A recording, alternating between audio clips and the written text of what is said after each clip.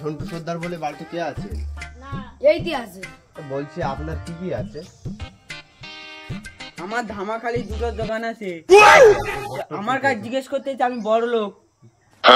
এই যে মাছ চাল আছে, এই পুকুরে 1 লাখ টাকার মাছ ছাড়া আছে। আর দোকান কটা আছে? দোকান দুটো আছে ধামাখালি। আমার ছেলে সবগুন ব্যবসা করে, একটা BMW ব্যবসা করে। আর তোমার বোট কটা আছে? দুটো।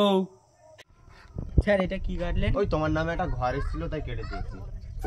আচ্ছা আমার কিচ্ছু নেই। না না, তুমি যে এখনি বললে যে আমার BMW আছে, দোকানে দুটো আছে। কিচ্ছু নেই আমার হাতে। না স্যার এটা আমার ঘর, ওইটা ওর ঘর। ওর ঘর।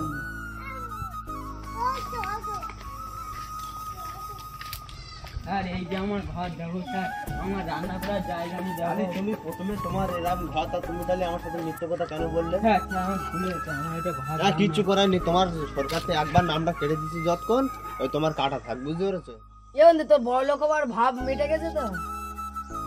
এই দেখো উপরওয়ালা বলে বেশি আশা করতেই নি, লোভে পাপ পাবে মৃত্যু, ঠিক আছে? আচ্ছা